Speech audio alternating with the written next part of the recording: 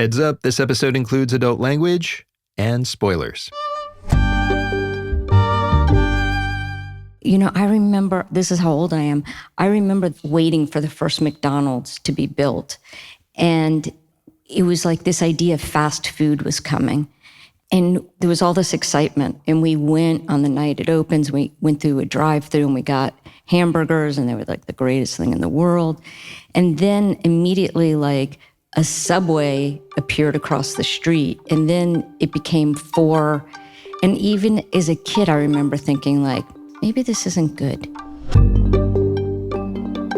That is filmmaker Kelly Reichardt. And after that childhood epiphany, she went on to make celebrated movies full of characters trying to drop out of a society they can sense maybe isn't good. The latest example is called The Mastermind, about a guy in 1970 Massachusetts, played by Josh O'Connor, who's got a wife, 2 sons, and none of the direction of his peers, as his dad never tires of telling him. I saw Kip's father today. He said Kip has projects all over town. He spends all his time balancing books, scheduling, on the phone. Those are the tasks of the top man. It's an idiotic way to spend your time. So he comes up with what feels to him like a better way to spend his time: plotting an art heist. Trust me, given it a lot of thought. I'm Rico Galliano. Welcome back to the MUBI Podcast. MUBI's the global film company that champions great cinema. On this show, we tell you the stories behind great cinema. We are in the middle of a season about food on film, but we're taking a break from that to drop in this very, very special episode. It's my interview with Kelly Reichardt. Most critics will tell you she's one of the greatest living American filmmakers, and you're going to hear her tell me about her whole career, from the anger that motivates her. Society and movies are constantly telling us that this thing I'm talking about is a winning situation for everyone. And it's not a winning situation. It's a fucking losing situation. To the treacherous shoot for her Oscar-nominated MEEK'S CUTOFF, starring Michelle Williams. We pushed everyone too far in that film, and some people really went crazy in the desert. And I was like, I'll just do whatever I want to do because clearly I'm never making another movie. We also get into her movies Old Joy and, of course, The Mastermind, which the New York Times just named one of the top 10 movies of the year and which is streaming right now on MUBI. It is funny and gripping and totally about modern America, despite being set in the 70s. I spoke to Kelly in October before a live audience at MUBIFest in Berlin, Germany. Please welcome Kelly Reichardt. We started off talking about her childhood, which she says didn't exactly prime her for a career in cinema. I don't have a movie that got me into movie making per se. Sorry. I'm from Florida and I didn't grow up around art at all. But I do remember sitting in my grandparents' house behind the TV line, which was like a piece of masking tape on the carpet, and seeing Whatever Happened to Baby Jane. And there's a beach scene in that, and it's a black and white film. And I remember that seeing the beach scene in black and white was probably like the first impression like that film made on me, that someone was actually doing something, that you could make the beach look so different by putting it in black and white. How old were you at that point? I don't remember how old I was, but young enough that I was in my grandmother's nightgown watching with Shirley Temple watching Whatever Happened to Baby Jane. So young. Fancy. Yeah. I like how you're like, I'm from Florida, so I have no art in my life. It's like, there's art in Florida. I grew up in North Miami in Broward County in a law enforcement family. And my dad did listen to jazz, so there was that. But it was, put it this way, my sister, who I love, moved into a house in her adult life, now where she lives now, and the art on the wall is what the people left there before she moved in.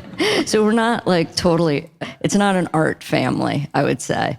Although that is fascinating, because my next questions are about your first film, River of Grass. Yeah. I didn't know any of what you just told me, and it's all in River of Grass. I mean, there is a cop who loves jazz. Oh, yeah, yeah. Actually, I have a clip of River of Grass, believe it or not, to play. This is 4 minutes into the movie, and I feel like there's a lot about your oeuvre that is there right away.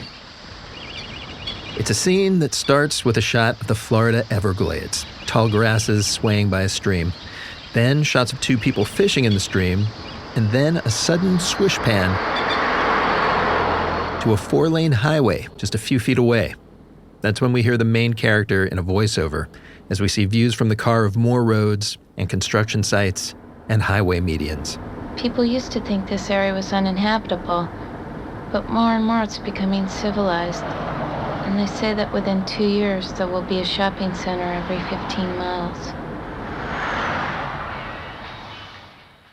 Right away, it's civility versus nature, like shots of nature and then a swift pan to civility barreling its way in the form of a road through nature.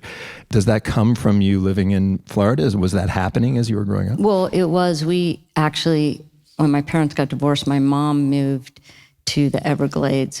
It was a swamp with a house and horrible. But the last time I went there, I tried to find that house and I never got to any sense of the Everglades. I drove and drove and drove and it was just housing development after housing development.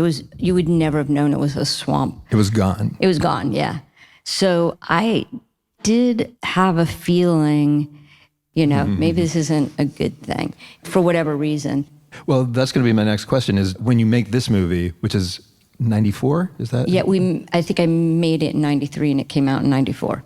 Did you? Came out barely, yeah. Yeah. To what extent did you know this is going to be part of my project? This is something I'm going to explore a lot in movies, that theme. Who knows what I was thinking. I had a deep desire to get out of Florida and had an idea that things were happening elsewhere.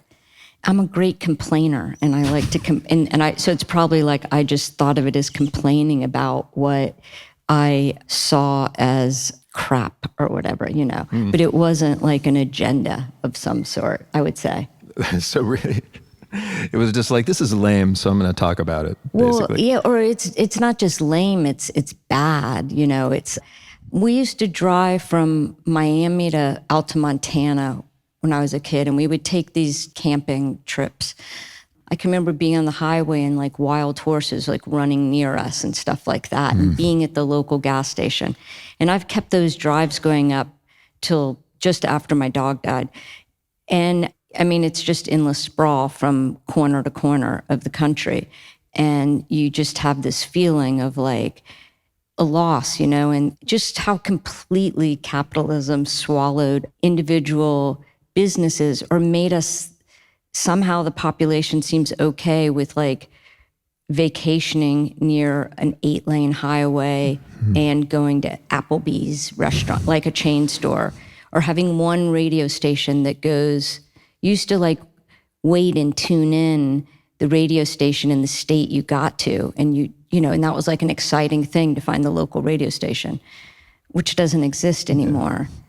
For that matter, you used to have to stop all the time and wash the bugs off your windshield. And insects don't exist anymore. You could drive cross country without ever cleaning your windshield now. Your car used to be covered in bugs. So it's just like, I have a feeling of like my team losing and something being swallowed up that somehow, like, I guess enough of the country or the world and lots of places is okay with.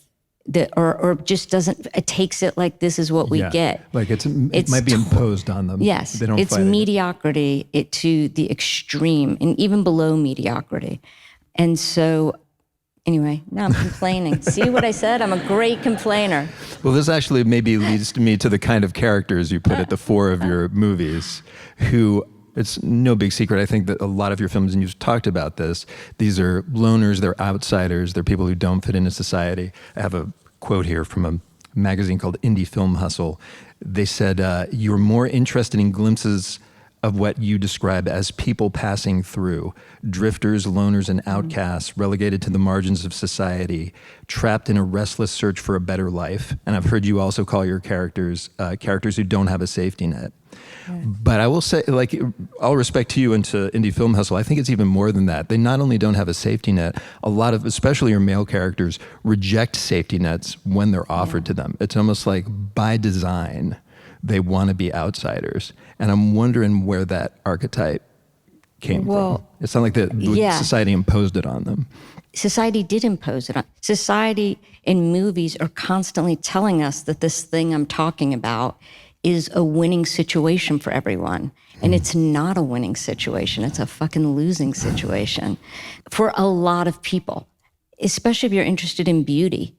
You know, there's less individualism than ever. I mean, I guess I'm depicting loners and people that fall outside the system, which for a time in America was embraced, right? Isn't like the whole idea of America supposed to be like, you're gonna be the individual? And I've just been reading, weirdly, Benjamin Franklin's autobiography. I mean, what an idiosyncratic person. But that is not really what is held in high esteem. I mean, I had dinner the other night with some 20-year-olds, my friends' kids, and we were trying to explain to them that there was a time when, like, if you had a trust fund or you had any money, you tried to hide it. And it was just so uncool to have money, and how when I was coming up, we didn't think of making films like they would support us. It was never going to give us a lifestyle. And these kids were just completely like, what are you talking about?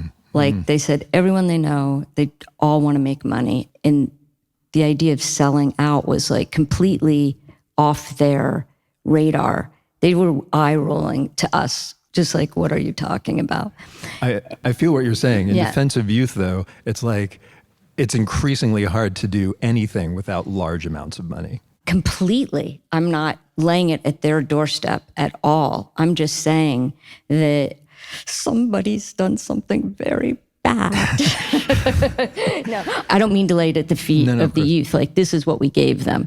So I am drawn to people that recognize that it's not a system that they want to be part of and want to exist outside of it, or can't be a part, can't get a toehold in. There was an interview that I saw with you where you said that you like having a project because it keeps you from having to deal with all the stuff you have to deal with when you don't have a project. Yeah. And the stuff that you mentioned were things like opening the mail and applying for credit cards, which does not seem like huge insurmountable obstacles. So like, I'm wondering to what extent you are like a high functioning version of the characters on screen who, like, you make movies so you can drop out of society for a while with like a bunch of like-minded That's cute that I was talking people. about mail, because when did you last get mail? No, I'm just like a cranky old lady. This is like the old Muppet guys in the balcony. Statler and Waldorf. Yes, exactly. You're both. I liked having a human pick up a phone. I don't like talking to a robot or a robot telling me how much they appreciate me. I like when you actually can't get through to a human. Or I liked going to the post office, things that like hardly exist now. I like going to the pharmacy. I don't want to get my drugs in the mail. I don't even want to go to the weed store. I want to like meet my friend's brother and go through his suitcase. I don't like and hang out for like a half hour talking about Dungeons and Dragons. Not that, but I mean, I don't know if people outside of America realize how much. I mean, rents are high everywhere. I think cost of living is high everywhere. But people live by trying to get health insurance in America. And if you don't have a job, you probably don't have health insurance. And that is, especially when you become my age, just the struggle for health insurance is a full-time obsession for people. And I live in a rich country, you know. Let's pivot to a different topic. Because I could go on. Yeah, this is going to be a great podcast. Yeah, no, it will. You guys brought your sleeping bags, right? Believe me. My wife is in the audience. She'll tell you that you and I could complain all day long. Yeah. But for the sake of this audience, we shan't. After this movie, your first film, there's like a 10-year period where you're not making movies. And you've said that you spent this time kind of making Super 8 movies. It's not that I wasn't trying. Right. Well, you said that you spent your time, this is what I'm curious about, like fucking up. You spent your time like doing stuff and screwing I mean, up. To be honest, like the 90s was not a nice time for women to make films. It was not an open door in all the groovy male filmmakers. It was not hospitable to women. It was unhospitable to women. There's a reason there's not a lot of, when you look at those decades, that women aren't making films. So I was always trying to make a film during that time, but I could not. So I would say on the flip side of it, I just kept working and I went back to Super 8 and I learned how to edit and I just practiced should I ever get the chance and made things that were small enough that I could fuck up and no one would care or see them. And so that I would say is like maybe what I was probably talking about. And that I just was consuming a lot of films and learning the history of film. And, you know, as I said, I grew up not being exposed to a lot of stuff besides like Day of the Dolphin and the Pink Panther movies, you know. So I was in Boston at the time and then in New York, 2 cities where there's just art house films and you can see everything projected you'd ever want to see. It was like sort of my schooling time, self-schooling time. The other thing that I hear happened in that 10-year span is you had some sort of momentous trip to visit the places where In Cold Blood happened. You took like a road trip down Route 50. Route 50 goes across, east to west. It's like the last 2-lane highway. Why that movie and why that route? Because it feels like that makes sense. I took a lot of road trips. I just drive around the country a lot. And then at that time I had my dog and I'd take her. So yeah, I thought I'd go out to Kansas where In Cold Blood took place and just, you know, see if I could find the house or find various things, the courthouse. But before I went, my friend Todd Haynes had moved to Portland and I was working on films. I was working in the art department on films and I had worked on Todd's film Poison and we became friends. And I went out to see him and I met John Raymond, writer of The Half-Life, and he gave me The Half-Life. Mm-hmm. And I got to Kansas and I was finishing The Half-Life in the motel room that first day there. And I ended up getting really distracted by The Half-Life. And I wrote John and asked him if he had any short films. Because at that time I was just trying to do narrative on Super 8. I think I asked him if he had a story that took place outside because I wouldn't have any lights and that I could write a dog into because I had this dog that could never be left alone. And he sent me Old Joy. Yeah.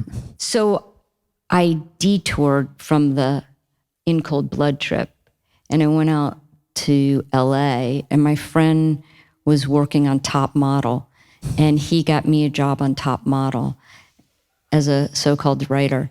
And I worked on that so that I could have time to write this script for Old Joy. Wait a minute, is this Top Model the reality show? Yeah.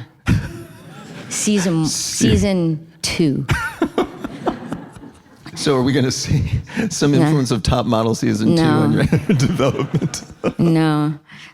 At that point, I was teaching at NYU, a place I was very ill-suited to, and I really disliked teaching there. So I took this semester off, but worked on Top Model, and that allowed me to make some money so that I could go to Portland and scout for Old Joy. We've got a clip of Old Joy that I want to play, and I want to play it after one more influence that you've mentioned, which was a Pitch Upon Rastacool's movie, Blissfully Yours. Yeah. I wanted to play a clip of it, but it's bizarrely hard to find. But what about that movie so captured you at that moment? Well, I wrote the script for Old Joy. By the way, my influences so far, we got the Pink Panther and Top Model. Yeah, pretty good. I see it all. Right. I went back to New York in Queens where I had an apartment and I had written the script and I was showing it to my friends and all my friends were like, there's not really a movie there. Like, this just isn't a movie. And then I showed it to one of my friends who lived upstairs from me in Queens, who's like a real cinephile. And I came home one night and in a plastic bag on my door was a VHS copy of Blissfully Yours. And I watched that and I was like, okay, it is a movie. Like, I can do this. Like, really? It just kind of gave me a kind of permission. I mean, I was gonna do it anyway, but it just was great to see. I mean, I haven't seen it because I was tracking it down for this interview. It's a beautiful I can't find film. it. And I'm assuming, it seems from its trailer, which you folks are welcome to go and find on YouTube, that it's set in kind of jungle or forest. Yeah, like as many of his films are. Yes. Right. And it's like, it seems very slow paced. It's kind of a romance. What about it, I guess, grabbed you, I guess? Just that they were people, in this case, in the jungle. Mine were people in an old growth forest who had past relationships and were just sort of finding their way in nature. And the deeper they get into nature, how it affects how open they are, or what's fearful in a city versus what's fearful in silence of nature, and how the quiet could build tension as opposed to like a pounding soundtrack. But even when I was making Old Joy, everyone, apparently not to my face, but later I was told, kept saying, like, the crew and I had bets going of whether or not this could really be a movie. And so, you know, but I was confident after seeing Blissfully Yours. And she was right to be. How Old Joy set Kelly Reichardt on a slow, quiet path to acclaim, and how it finally led to The Mastermind. Coming up in just a minute. Stay with us.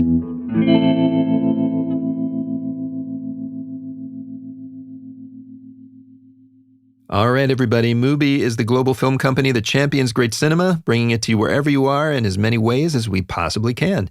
We stream movies, we produce them, we distribute them in cinemas, movies from any country, from legendary filmmakers to brilliant first-timers. We've always got something new for you to discover. And I want to tell you about something we've cooked up that you can discover not on a screen, but on the beautiful printed page. It's the companion book to the movie you're going to hear us talk about in the next act of this episode, The Mastermind. The book is called, cunningly, The Mastermind. Like Kelly's films, it is, first of all, beautiful to behold. It's a box set of 4 booklets in a slipcase, and it documents the making of this great movie. It is full of personal reflections, photographs, and fragments of memory from Kelly and her collaborators. There's also an exploration of Arthur Dove, the real-life American abstract painter whose paintings get snatched in the movie. Gorgeous reproductions of his work. This thing is incredibly cool, and you can order it now for delivery in 2026. Head to MUBIEditions.com to snag a copy and to peruse the rest of our MUBI Editions book offerings. You can also head to MUBI.com to subscribe and stream The Mastermind, along with a bunch of Kelly's other films. We've got all the links and info you need for all of this in the show notes of this episode. Speaking of which, let's get back to the conversation and the episode.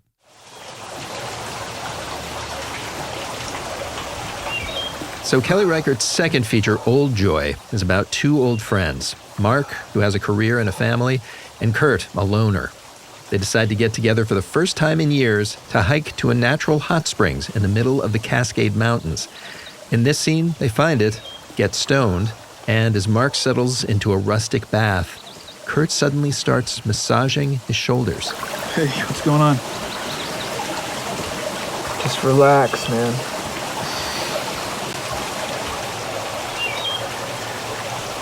Just settle in. All right. Mark is tense, but slowly relaxes.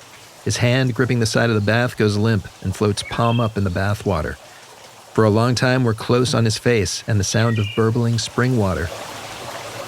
Until Reichardt cuts to a wider shot of rain falling in the woods outside, and then to a flowing stream.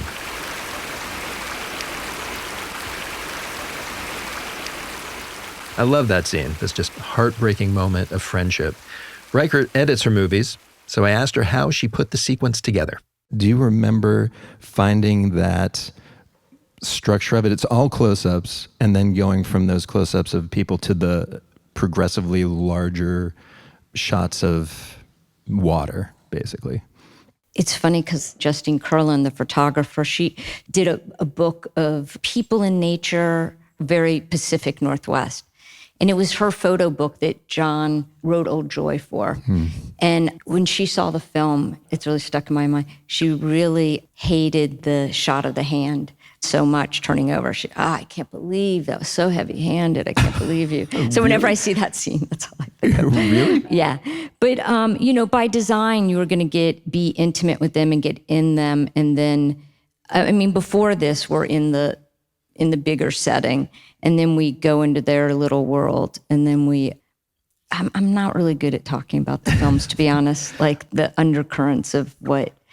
I'll say I love the idea that it's like that one shot of the hand falling off the side of the bath is too heavy-handed. Like for those who haven't seen this movie, that's the climax of the film. Yeah. Like that's as crazy heavy-duty as it gets. And apparently I went too far. You're like, it's like a explosion as far as she's concerned. Yeah. That's amazing. Yeah. There's also, this is your second feature film now. Yeah. I'd say another undercurrent we haven't even gotten into yet in a lot of your films is this, they're very feminist films. And your second film is about two men. And I'm wondering if that occurred to you at the time or like why that was the thing that you felt was the next one.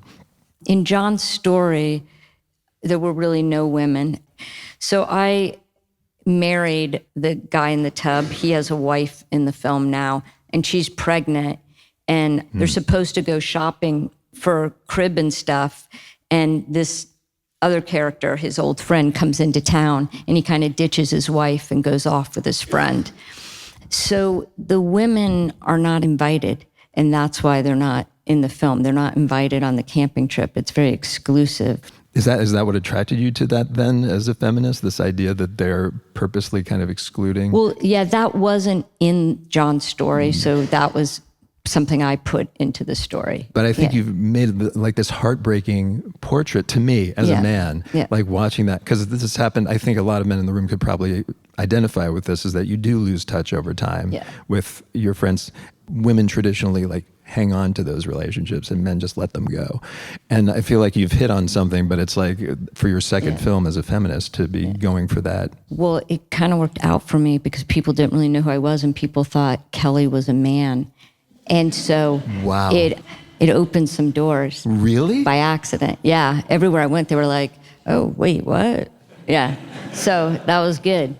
Yeah. Wow. So they thought you were like an Iron John type, maybe. Yeah. Like something, guys finding themselves in the wilderness. That's amazing. Well, let's get really quickly before we get to the mastermind. MEEK'S CUTOFF, addressing some of the similar things. First, I just want to say it opens with shots of pioneer people, many of them women, doing chores in like a river, I believe. And you have said that you love filming chores and process. Yeah. And I wonder why that is.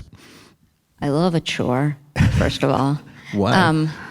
I don't know. It's very calming. You can achieve it, most chores. And I like watching people do stuff, and chores are good. And they're different in different times what the chores are. So in MEEK'S, they're doing chores near a river, and then they're going to be without water for the rest of their journey, which is problematic. Yeah. Yeah, interesting. It's like they really need water, and they're just like using it as a tool. Yeah, they don't know it's their last time seeing water. That's interesting. You've said also that you like, instead of rehearsing, very often you have your actors do the chores that their characters would do. What did you have Michelle Williams, movie star, do? We had pioneer camp, so they came out a week early, and they had to learn how to walk the oxen, and we used oxen instead of horses. And I always was like, the pioneers had oxen. Why is every Western with horses? Yeah. Oxen are very dangerous, and they don't back up. So you can never, like, when you do a second take, you always have to be moving forward, your whole crew, because oxen don't go backwards. And there's a lot of reasons to not use oxen, and I would never do that again. But they had to learn how to walk the oxen, which was kind of paramount. And then also they had to learn how to build fire without matches, how to grind coffee and make coffee and put up the tents and take down the tents a million times. So it would, because when we catch up with them, they're way into their trip. Yep. And so they're past the inspirational, like, we're going to get to heaven on earth kind of, the inspiration's gone. And now they're down to, like, if you look at the diaries of the pioneer women and the men, they go from aspirational to, I put up the tent, I cook the beans, I cut the bacon, I put down the tent, I walked this many miles. So they're at that stage when we catch up with them. And then they each just had this one set of clothes. And so, yeah, there was a revolt at some point where the actors, I was trying to get everyone to not shower.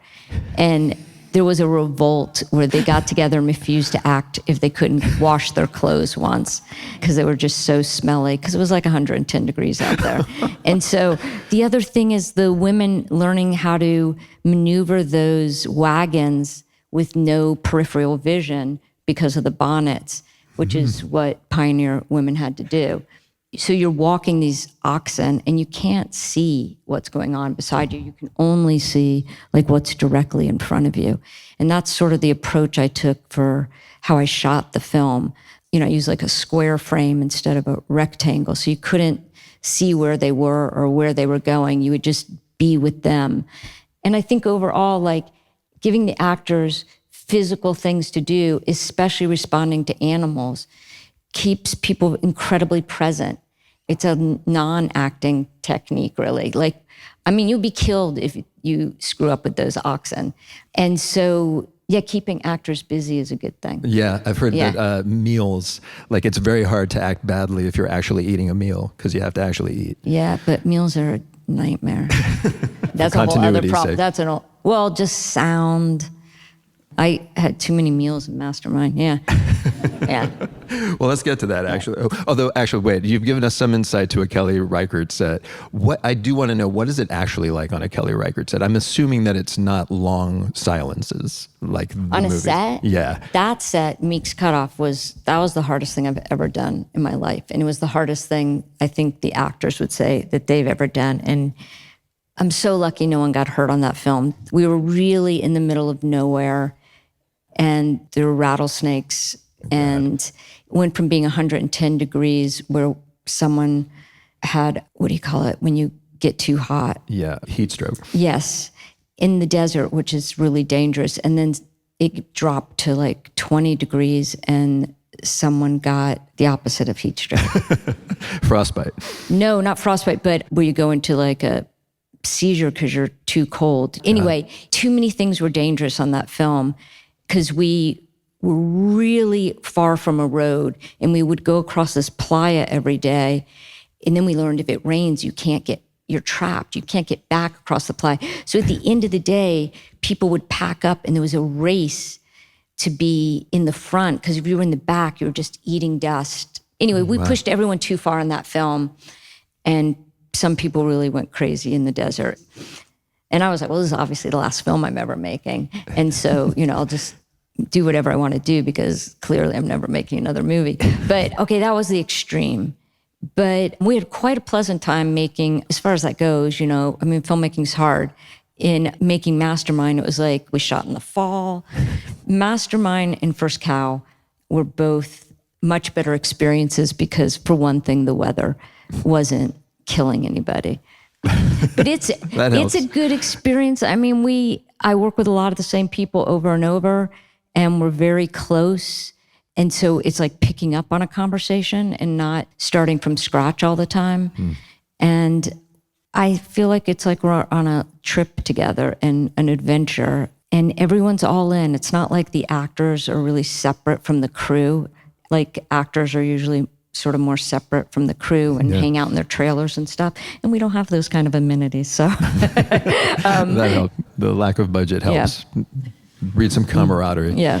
Let's move on to what sounds like a great adventure, Mastermind. What was the first inkling of this movie? Where did it come from? I'm looking forward to the answer because it's like, I feel watching it that it could have come from anywhere. It could be the character, it could be the era, it could be the genre.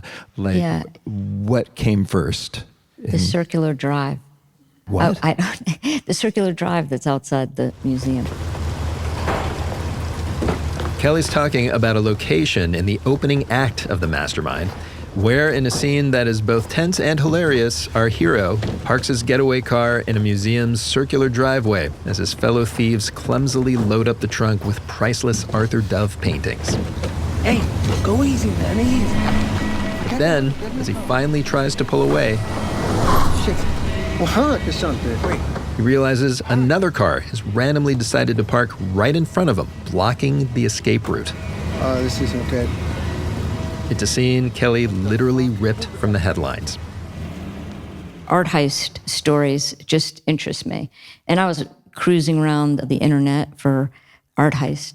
And there was the 50th year anniversary of, in 1972, when these teen girls had gotten caught up in an art heist. They went to the museum for an art assignment for their high school, and some guys were stealing some masterpieces, some big art, and they got caught up in the scuffle. And I was like, oh, that is amazing.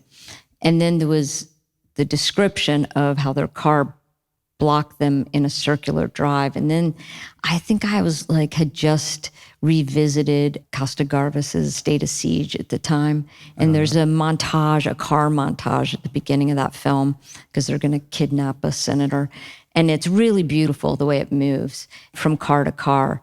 And I had this whole elaborate car circular drive thing in my mind, which I had my circular drive for like 5 hours, and it's not as elaborate as mine, but we did what we could. So it started there. That particular snatch and grab or heist, whatever you want to call it, this is back before security cameras and back when there were circular drives in front of museums, and they'd go in and just grab some paintings and run out. And so I set it in 1972, which would put it just like the end of the 60s, the living in the 50s, suburbia, like that's been deemed not to be the dream it was portrayed to be. And the country's super divided. 70 is like the year America bombs Cambodia. Yep. And the shootings at Kent State happen, where the protesters are shot By the National Guard, yeah. by the National Guard, who are going to my hometown, Portland, as we speak. Yeah, you're almost sort of answering my next question, which is like, were you aware of the parallels to the modern day as you started thinking of that era? Well, you can't be. Well, you know, when we made the film, things were different. You know, we started filming before Trump. We filmed during the election, but we were still giving arms to Israel, and we were still a divided country. And you start this movie, there's like in the background, we hear a news story where they're talking about students protesting on campus and how cynical they've become, et cetera, et cetera. I mean, did you ever think about setting this movie in the modern day? No, you couldn't. I mean, really, while we were filming in the museum, a young guy did a snatch and grab. He went in and grabbed 2 etchings and ran out into the woods with them, but like a drone with a heat, you know, caught him in like 10 minutes. So, I mean, you couldn't really do the story now. And I don't know how to address the political situation in an art way at this point. Like, I don't have enough bird's eye view of where this is all going, or like, I wanted to not be in this moment. So it was maybe an escape for you in a way? Like well, making a movie set in the definitely. past? I wanted to, I mean, what date are we in right now? We're like the first week of October. Yeah. Last year, I hadn't even started filming yet. I mean, that's how much I did not want to be in the world. I like stopped shooting, and I went into the editing room and I cut every day. But obviously, as you're working on it, you realize the parallels are revealing themselves constantly. And because America repeats its stupidness all the time. But, you know, then there's art. You know, Arthur Dove's like the good side of America. You know, Arthur Dove's an American, kind of considered the first American abstract painter. And just like that, all those things exist in the sort of handbasket of America. But at some point, you know, you got to kind of quit thinking about the political and think about just the character and the day you're in and what that character's doing that day, and let all the other stuff kind of go. Yeah. We're running low on time. I Okay. did want to ask you a last question, though, about this movie. I'm watching this film. The opening scene and the heist itself were like pulse pounding. And I could imagine, like, if it was any other filmmaker and I'd watch this movie, I would be like, oh, their next movie is going to be like a Hollywood thriller. This is their calling card, and they'll do a Hollywood thriller.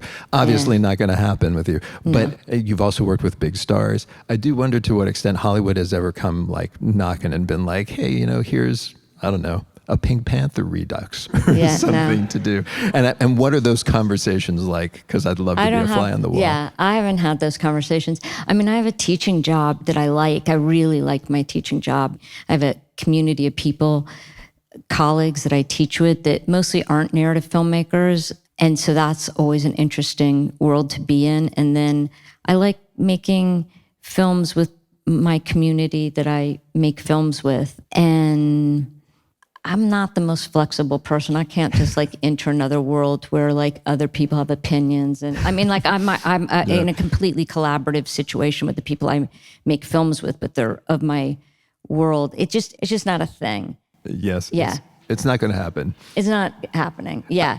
I for one am For glad. good. I mean, for everyone's glad. No, I mean, like they are too. Yeah. But they've been beating down the door. I'll just tell you. No. Wondering if I like to believe that someone's holding back the calls somewhere. But I don't know who that would be. Kelly Reichardt, The Mastermind, is streaming now on MUBI, and I cannot recommend it enough. Check the show notes of this episode to subscribe and start watching. And that is the MUBI Podcast. Next episode, coming later this week, we go back to our season about food on film with one of the world's great filmmakers who put chai at the center of her breakthrough movie and her life. It takes 20 minutes, I make it every morning, so I know. Yeah, this ain't just putting a bag in a cup. No, that's what we call Muzungu chai, which is the restless white folk do it like that. The legendary Mira Nair talks about how she brewed up her debut Salam Bombay and dishes on what her son Zohra Mamdani eats at home. Follow us so you don't miss it. Also, if you got questions, comments, or you just want to sound off on your favorite Kelly Reichardt movie, our email is podcast@mubi.com. And now let's roll credits. This episode was hosted and written by me, Rico Galliano. Kira McEniff produced it along with assistant producer Kat Kowalczyk. Kristen Coons edited and mastered this episode. Our original theme music was composed by Yuri Suzuki. Huge thanks this week to Elodie Fagan, Ibti Omer, Marie Klus, and everyone who made MUBIFest Berlin a blast. Also, Linda Winkler, Kai Kern, and the Silent Green team in Berlin who did tech and recorded this event. What a place you've got there. This show is executive produced by me along with F.H. Ecorell, Daniel Kasman, and Michael Taka. And finally, for the best in cinema, subscribe to MUBI at MUBI.com. Thanks for listening. Go watch some movies.